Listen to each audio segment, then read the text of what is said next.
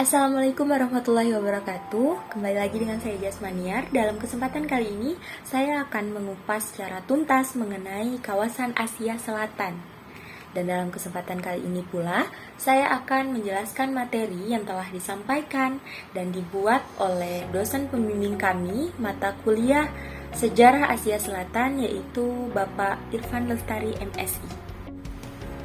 Oke, baiklah, untuk memanfaatkan waktu, mari kita langsung masuk saja ke materi hari ini mengenai tentang kawasan Asia Selatan.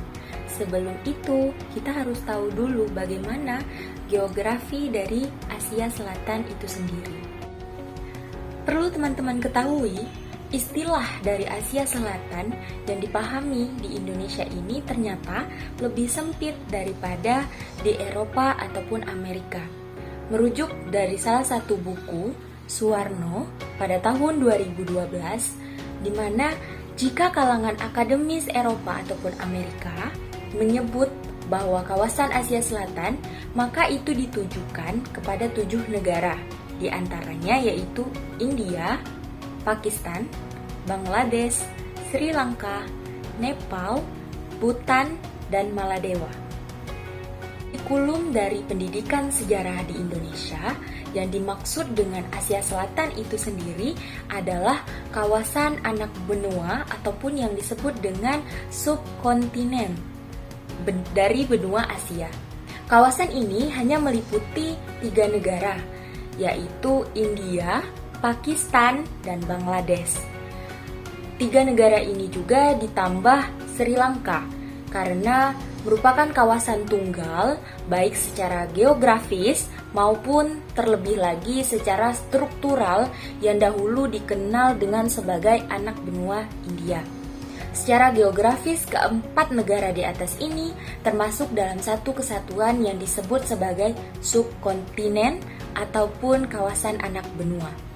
Sedangkan secara struktural, karena keempat negara ini saling berkaitan, jika ditinjau dari aspek rasial, linguistik, religi, sosial, dan budaya. Materi ini diambil dari salah satu sumber buku, yaitu Suwarno pada tahun 2012. Namun, jika kita melihat dari salah satu sumber, yaitu Britannica, menjelaskan bahwa kawasan Asia Selatan ini merupakan subregion Asia, terdiri dari dataran Indo-Gangga dan semenanjung India. Ini termasuk negara-negara di dalamnya ada 8 negara, yaitu Bangladesh, Bhutan, India, Pakistan, Nepal, Sri Lanka, Afghanistan, dan Mahadewa yang sering sekali dianggap sebagai bagian dari kawasan Asia Selatan. Sedangkan menurut Wikipedia menjelaskan bahwa kawasan Asia Selatan ini juga disebut dengan wilayah geopolitik di bagian selatan benua Asia yang terdiri dari daerah-daerah di anak benua India dan sekitarnya. Jadi wilayah ini dibatasi oleh Asia Barat, Asia Tengah, dan Tenggara. Wilayah Asia Selatan ini meliputi 10% luas dari benua Asia. Sekitar kira-kira 4.480.000 km persegi, tetapi populasinya mencakup sekitar 40% populasi Asia. Jadi kebanyakan dari daerah itu mendapatkan pengaruh budaya India. Istilah dari anak benua ini lebih tepatnya berujuk kepada anak benua India ataupun kita sebut dengan lempeng India. Lihat secara geografis dari kawasan Asia Selatan ini, bahwa kawasan Asia Selatan ini berbatasan dengan Asia Tengah di utara dan Asia Timur di timur, Asia Tenggara di sisi tenggara. Maka Asia Barat di sebelah barat dan dengan Samudra Hindia di sebelah selatan. Pegunungan Himalaya juga merupakan batas utara dan timur dari kawasan Asia Selatan itu sendiri. Sedangkan Laut Arab dan Teluk dari Bengali merupakan batas selatannya. Pegunungan Hindu ini juga atau disebut dengan Pegunungan Hindukush di Afghanistan dan Pakistan di utara biasanya juga dianggap sebagai batas barat laut anak benua India. Teman, itu tadi adalah materi mengenai tentang bagaimana geografi dari Asia Selatan itu sendiri. Kita lanjut ke materi selanjutnya, yaitu mengenai bagaimana penduduk Asia Selatan. Penduduk Asia Selatan biasanya mempunyai ciri-ciri yang sangat istimewa yang membedakan mereka dari kawasan Asia lainnya. Dikenal dengan Dravidian, di mana para penduduknya juga mempunyai kedekatan yang lebih dengan bagian Eropa dibandingkan dengan wilayah Asia lainnya, kecuali di plato Iran dan di Kaukasus. Baiklah teman-teman, seperti yang terlihat di papan tulis, ada gambar wanita yang mengenakan sari. Sari itu adalah salah satu pakaian tradisional yang ada di negara India. Jadi jika kita lihat pada gambar tersebut bahwa India ini merupakan negara yang masih sangat kental dengan budaya tradisional.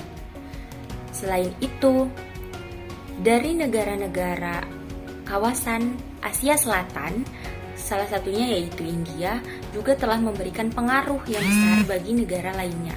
Contohnya saja di negara Indonesia, bagi masyarakat di Indonesia, seperti filmnya, lagu-lagunya. Jadi, dapat disimpulkan bahwa dari kawasan Asia Selatan, salah satunya adalah budaya-budaya yang ada di negara India, itu juga membawa pengaruh langsung bagi negara-negara lainnya.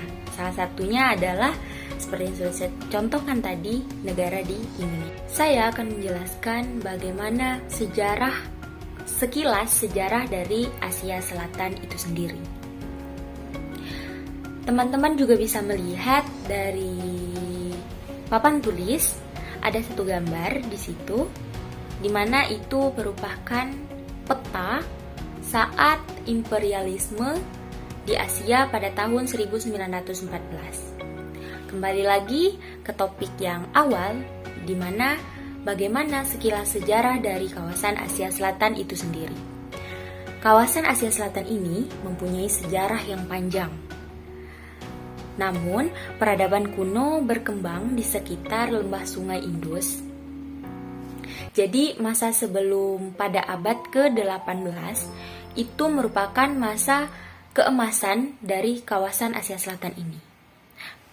Karena pada saat itu, Kekaisaran Mughal berkuasa di sebelah utara. Masa pemerintahan Mughal tahun 1500 sampai dengan tahun 1600-an dianggap sebagai zaman keemasan bagi India, di mana anak benua India ini berhasil dipersatukan secara politik sebagai sebuah bangsa. Sehingga munculnya penguasa kolonial dari Eropa kemudian memimpin penjelajahan dalam kawasan ini. Awalnya ada negara Portugis dan negara Belanda, namun kemudian Kekaisaran Britania dan Prancis. Jadi sebagian besar dari kawasan negara-negara di kawasan Asia Selatan memperoleh kemerdekaan dari Eropa pada akhir tahun 1940-an. Baiklah teman-teman, mungkin itu saja yang dapat saya sampaikan dari materi kali ini mengenai bagaimana mengenal kawasan Asia Selatan. Semoga video ini dapat bermanfaat bagi kita semua. Saya akhiri dengan Assalamualaikum warahmatullahi wabarakatuh dan terima kasih.